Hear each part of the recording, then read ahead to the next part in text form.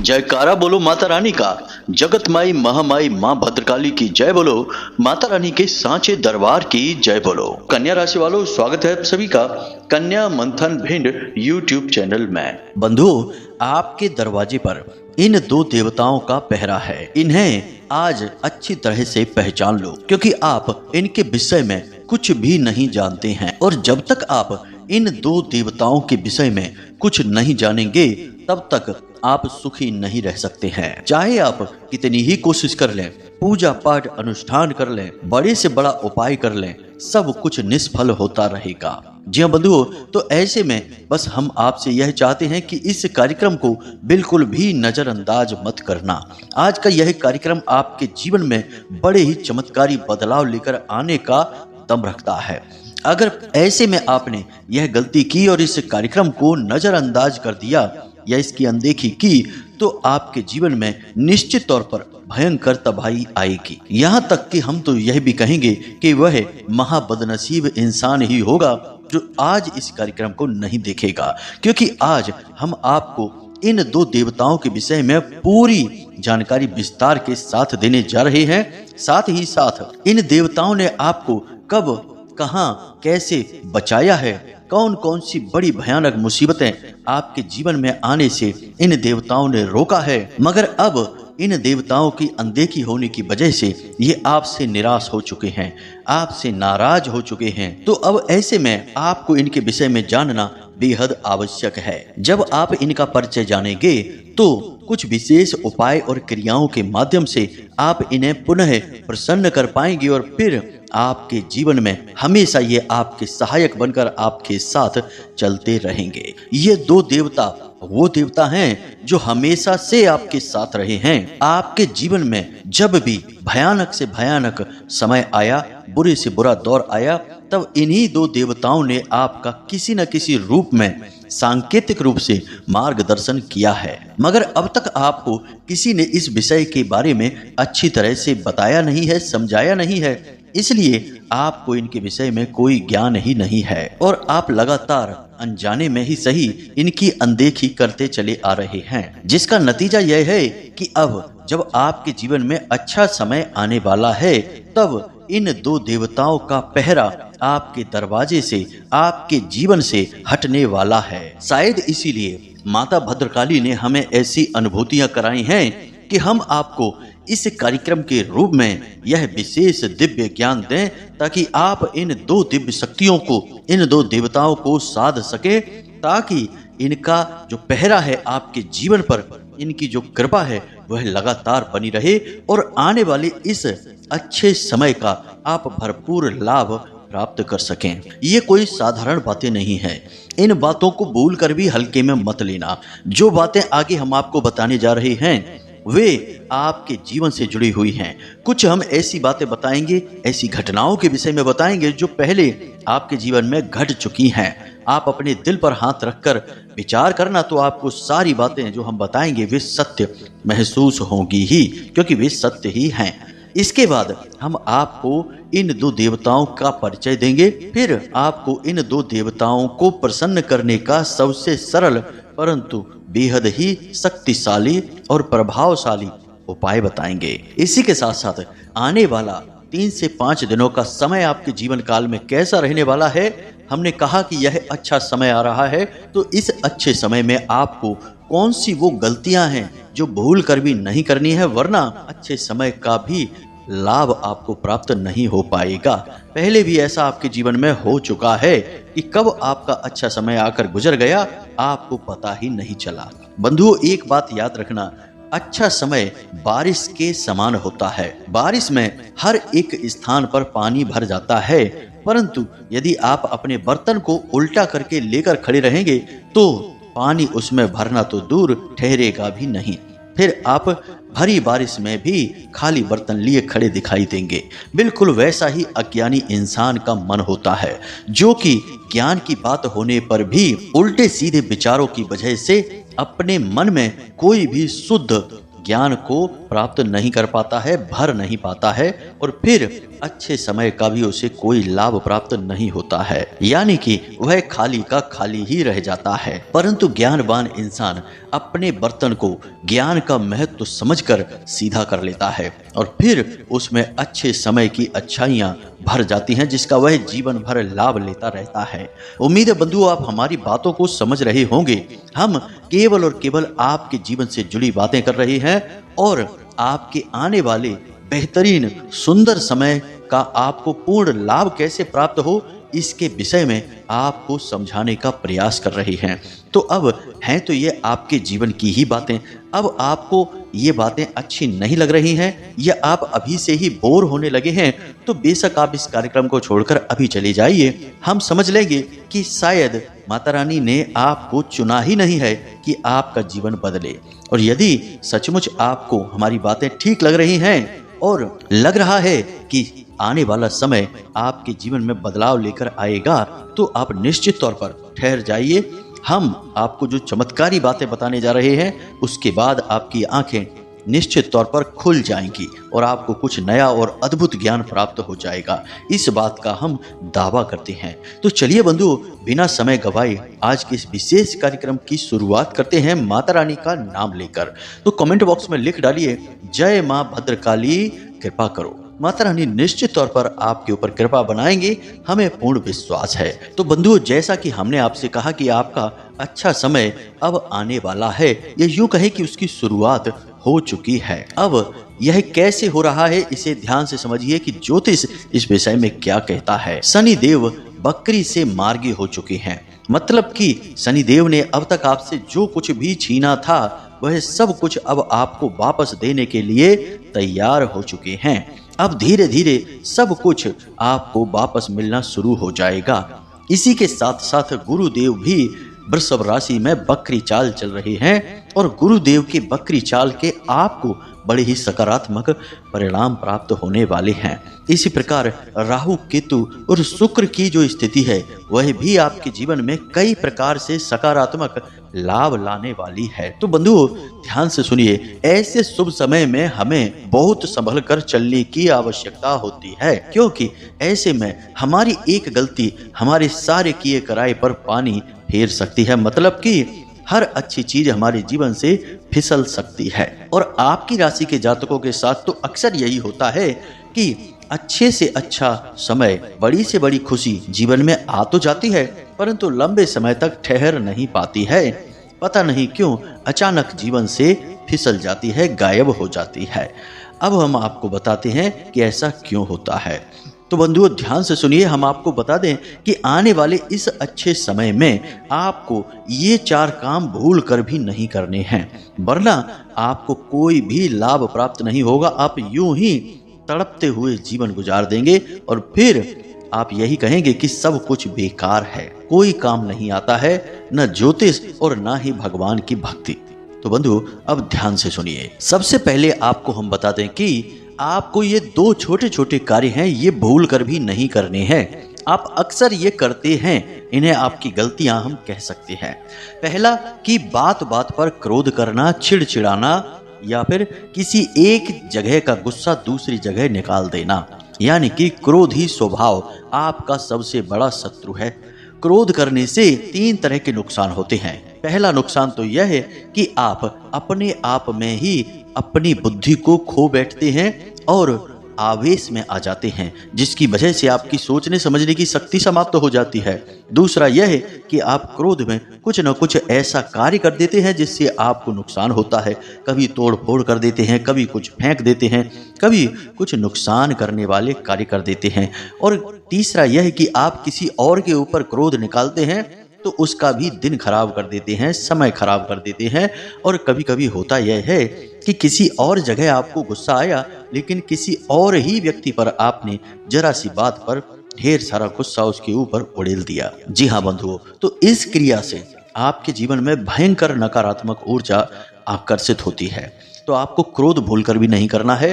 दूसरा यह है कि आपको जल्दबाजी में कोई कार्य नहीं करना है। आपके मन में एक ऐसा विचार रहता है कि जब भी आपने कोई निर्णय लिया फिर आप जल्द से जल्द उस निर्णय को पूर्ण करना चाहते हैं।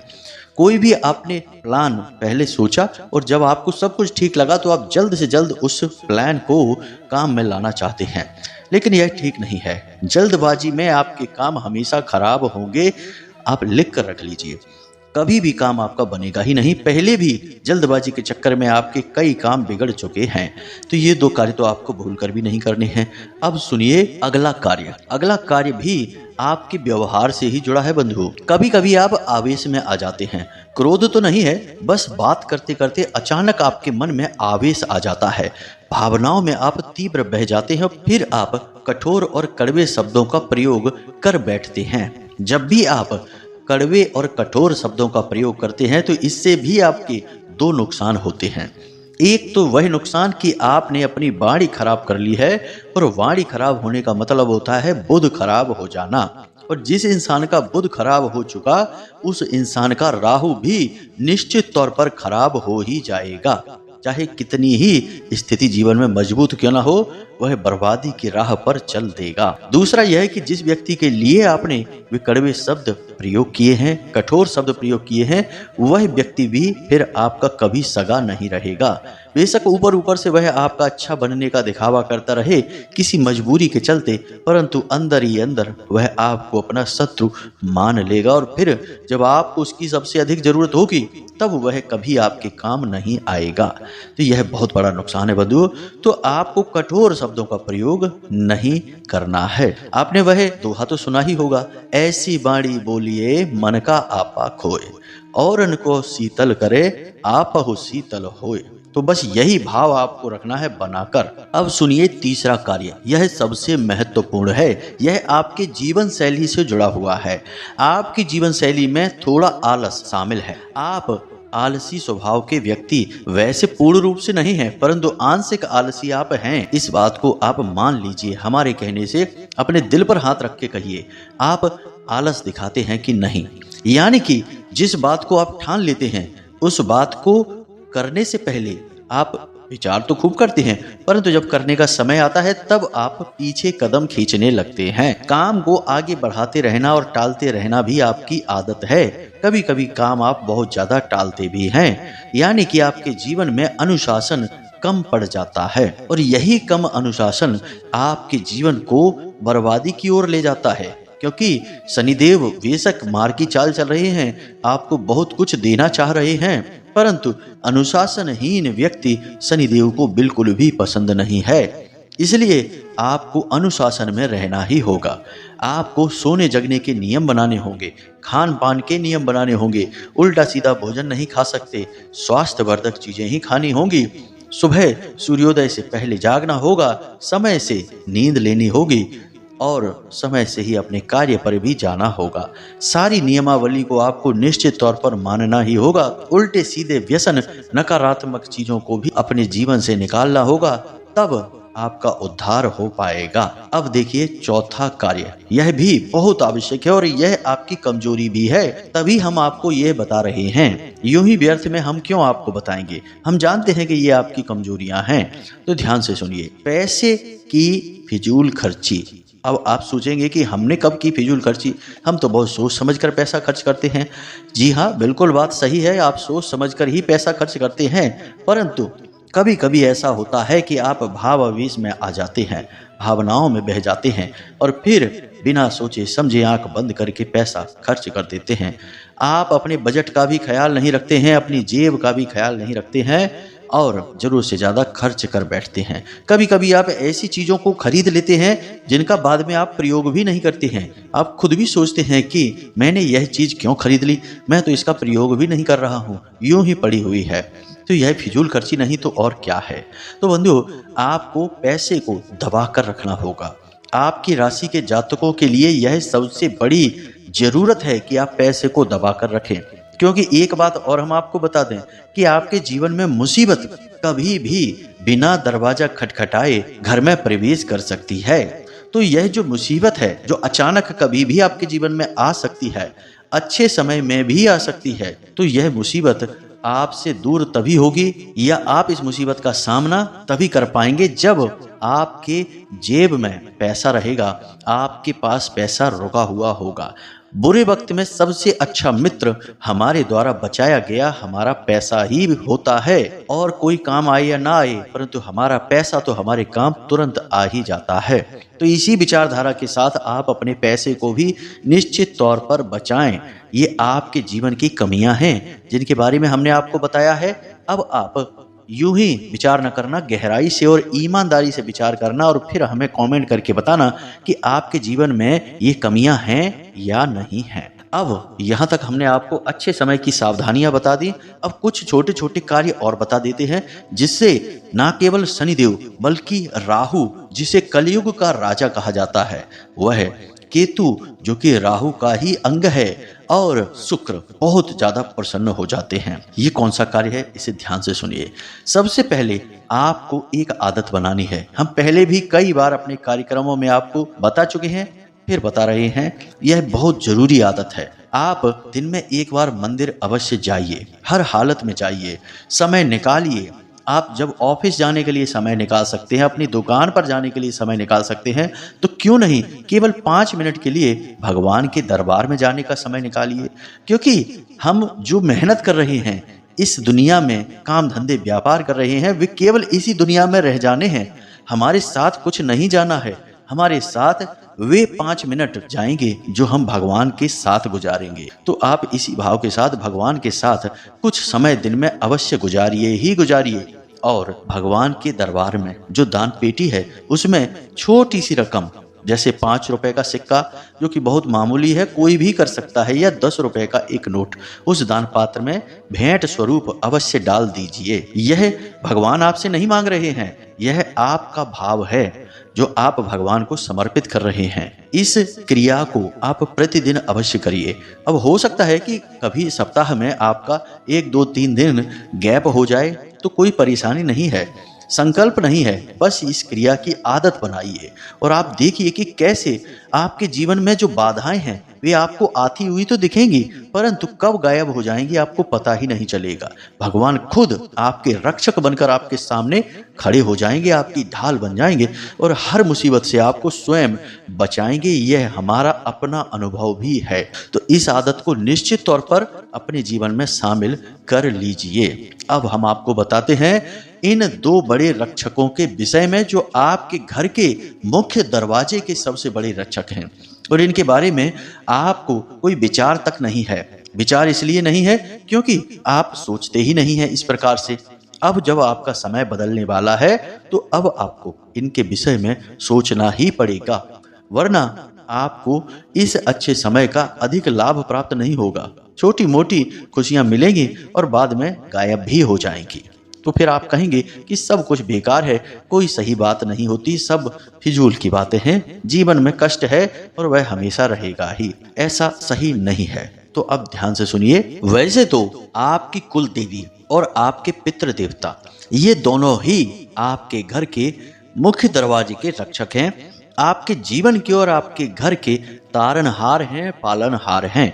इनके विषय में तो आपने बहुत बार पहले भी सुना है, हमने खुद भी आपको इनके विषय में कई बार बताया है। तो आपको इनका विशेष पूजन और इनके विशेष कुछ उपाय हैं जिन्हें अवश्य करते रहना ही चाहिए। इन्हें तो आपको छोड़ना ही नहीं है।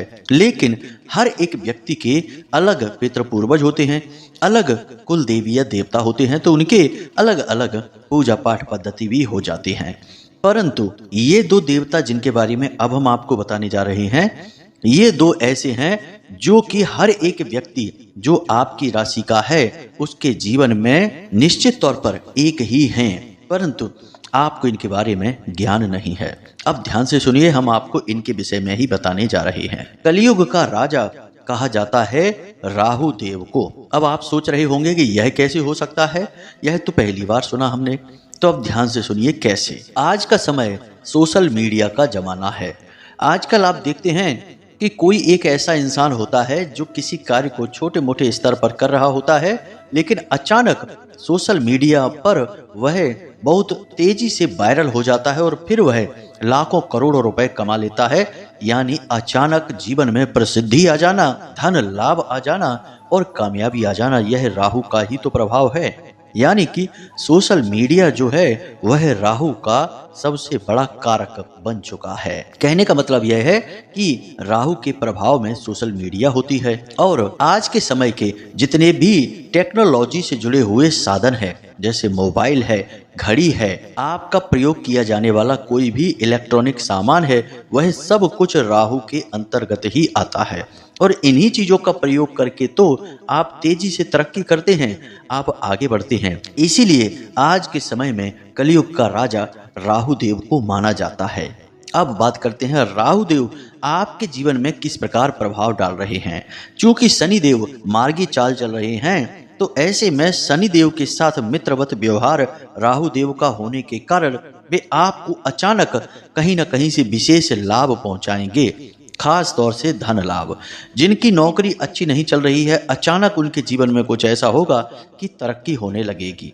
उच्च अधिकारी अचानक प्रशंसा करने लगेंगे। काम धंधे व्यापार जिनके अच्छे नहीं चल रहे हैं, अचानक से उनके काम धंधे व्यापार अच्छे चलने लगेंगे। व्यापार को बढ़ाने के लिए नए विशेष और बड़े अवसर प्राप्त होने लगेंगे। कहने का मतलब यह है कि अचानक से जीवन में परिवर्तन आएंगे, लेकिन ये आएंगे तभी जब आप राहु देव को प्रसन्न कर पाएंगे। अब ध्यान से समझिए कि राहु देव आपके घर में कहाँ विराजमान होते हैं। आपके घर की जो मुख्य दरवाजा होता है, उसकी जो दहलीज होती है, उसी दहलीज पर राहु देव का वास होता है। अक्सर आपने देखा होगा कि आज के समय में भी जब लोग मकान बनवाते हैं तो जो दहलीज पर लगाने वाला पत्थर होता है वह काले रंग का ही लगाया जाता है और दहलीज को थोड़ा सा ऊपर उठाकर लगाया जाता है। अब लोग ये कार्य अनजाने में अवश्य करते हैं, लेकिन यह कार्य हमारी प्राचीन शिल्प कला का ही एक नमूना है। पुराने जमाने से ही दहलीज काले पत्थर से या काले रंग से बनाई जाती थी और उसे थोड़ा ऊंचा उठाकर बनाया जाता था। और यह जो काला रंग है, यह जो दहलीज है और यह ऊंची उठी हुई दहलीज है, यह राहु का ही सूचक है। आपके घर के मुख्य दरवाजे की दहलीज पर राहु देव का निवास स्थान होता है। इसी के साथ साथ आपके घर के मुख्य दरवाजे पर भैरव का भी स्थान होता है। भैरव को द्वारपाल कहा जाता है, यानी आपके दरवाजे के रक्षक। जी हाँ बंधुओं, तो अब आपको इन दो रक्षकों के बारे में पता चला जो आपके जीवन में दो प्रकार से कार्य करेंगे। राहु देव आपको विशेष मौके दिलवाएंगे, आगे बढ़ने के लिए अचानक से तरक्की कराएंगे, और भैरव आपके जीवन में होने वाली हर एक नकारात्मकता को पहले ही काट देंगे। आपकी ओर आने वाली किसी भी प्रकार की नजर, तांत्रिक क्रिया या किसी भी प्रकार का टोना टोटका हो, उसे वहीं रोक देंगे। अब यह होगा कैसे? क्योंकि अब तक तो आपको इनके विषय में किसी ने बताया नहीं था और ना ही आपको इनका कुछ विशेष ज्ञान था। तो अब आपको जब हम इस विषय में बता रहे हैं तो पूरा ज्ञान देंगे। कार्यक्रम को अंत तक अवश्य देखें। अब आपको इन दोनों की कृपा प्राप्त करनी है तो आपको केवल एक छोटा सा कार्य करना होगा, और वह कार्य क्या है? सोमवार के दिन विशेष तौर से, वैसे तो पूरे सप्ताह आप करें इस कार्य को, लेकिन सोमवार के दिन विशेष तौर पर काले रंग के कुत्ते को अपने घर के मुख्य दरवाजे पर भोजन कराना है और उसे एक ऐसी रोटी खिलानी है जिसे आप गुप्त विधि से अपने घर में तैयार करेंगे। जी हाँ बंधु, तो आपको क्या करना है कि आटे से आपको एक रोटी बना लेनी है। अब उस रोटी के ठीक बीचों बीच आपको कुछ काले तिल रख देने हैं, एक लौंग का जोड़ा भी रख देना है, इसी के साथ साथ थोड़ा सा गुड़ भी रख देना है। अब इस रोटी को फोल्ड करके दोबारा से एक लोई का रूप दे दें और फिर से बेल दें। इसके बाद आप इस रोटी को सेकें और उस कुत्ते को खिला दें। अपने घर के मुख्य दरवाजे पर ही आपको खिलाना है, इस बात का आपको विशेष ध्यान रखना होगा। अब यह जो काले रंग का कुत्ता है, यह भैरव का वाहन है, यानी स्वयं भैरव का प्रतीक माना जाता है इस काले रंग के कुत्ते को। साथ ही साथ आप इसे जो भोजन करा रहे हैं वह राहु देव का सबसे प्रिय भोजन है, और कुत्ते के अंदर चाहे वह कोई भी कुत्ता हो, राहु का वास माना जाता है। तो अब यहाँ पर आप राहु देव और भैरव दोनों की क्रिया एक साथ कर रहे हैं, यानी दोनों का ही आशीर्वाद आपको एक बार में प्राप्त हो जाएगा। अब वैसे तो आपको यह क्रिया सोमवार से लेकर अगले सोमवार तक करनी चाहिए, यानी कि पूरे 7 दिन तक। परंतु यदि आप ऐसा ना कर सकें तो कम से कम 7 सोमवार आप इस क्रिया को अवश्य कर लें, यानी प्रति सोमवार आप इस क्रिया को कर ही लें। अब यह आपके ऊपर है कि आप किस प्रकार करना चाहते हैं। इस सोमवार से शुरू करके अगले सोमवार तक जाएं या फिर खाली सोमवार के सोमवार ही इस क्रिया को करते रहें। दोनों ही स्थितियों में आपको लाभ प्राप्त होंगे। बस कुछ छोटे से कार्य हैं जिन्हें मत करना, जैसे कि कुत्ते के साथ अन्याय मत करना, मारपीट मत करना, उसे यूं ही भगा मत देना, उसका सम्मान करना। याद रखना कि जितने भी जीव जंतु हैं उनमें सब में ईश्वर का वास हमारे हिंदू धर्म के अनुसार माना जाता है। तो सबका अपना सम्मान है, सबकी अपनी ज़रूरतें हैं। तो आप किसी को भी पीड़ा ना पहुंचाएं, किसी को भी हानि ना पहुंचाएं। खान पान शुद्ध रखें, मानसिकता भी शुद्ध रखें, विचार सकारात्मक रखें और ईश्वर में पूरी आस्था बनाकर रखें। फिर देखें कि कैसे यह जो अच्छा समय है आपके जीवन में चमत्कार बनकर आएगा। और राहु देव आपके ऊपर जब कृपा करेंगे तो आप रात में तो सोएंगे सामान्य होकर, लेकिन जब अगले दिन जागेंगे तो आप सामान्य नहीं रहेंगे। कुछ ना कुछ बड़ा आपके जीवन में अचानक से घटित हो जाएगा और आप असामान्य व्यक्ति बन जाएंगे। हमें पूर्ण विश्वास है, हमने कई लोगों के जीवन में ऐसा होते हुए देखा भी है। 8-8, 10-10 हजार की नौकरी करने वाले लोगों के जीवन पे जब राहु देव की कृपा होनी शुरू हुई तो उनके व्यापार लाखों करोड़ों के हो गए। बड़ी बड़ी गाड़ियां और बड़े बड़े घरों के वो मालिक बन गए। किसी ने सोचा भी नहीं था, खुद उन्होंने भी नहीं सोचा था, लेकिन यह तो नियति है जो घटित होकर रहती है। बस यहाँ हमें यह समझना होता है कि हम किस प्रकार से अपना कार्य कर रहे हैं, सही कर रहे हैं या गलत कर रहे हैं। जब तक हम आकलन करके कार्य करना नहीं सीखेंगे, जीवन में बदलाव नहीं आएंगे। तो उम्मीद है कि जो बातें हमने आपको बताई हैं आपको वो समझ में आ गई हैं। इन बातों का आप प्रयोग करके अपने जीवन में विशेष लाभ प्राप्त कर पाएंगे, हमें पूर्ण विश्वास है। फिर भी यदि कोई प्रश्न आपके मन में उठे तो आप कमेंट करके पूछ सकते हैं या व्हाट्सएप नंबर पर मैसेज करके भी पूछ सकते हैं। बहुत जल्द हम फोन पर बात करने की सुविधा प्रारंभ करने जा रहे हैं। माता रानी का आदेश आ चुका है। तो इसी के साथ साथ आज के इस कार्यक्रम को यहीं पर समाप्त करते हैं। मिलते हैं अगले ज्ञानवर्धक कार्यक्रम में। तब तक के लिए हंसते रहिए, मुस्कुराते रहिए, सकारात्मक रहिए और माता रानी पर अपनी पूर्ण आस्था और विश्वास बनाए रखिए। प्रेम से बोलिए जय माई की, जय मां भद्रकाली। माता रानी आपका कल्याण करेंगी। धन्यवाद।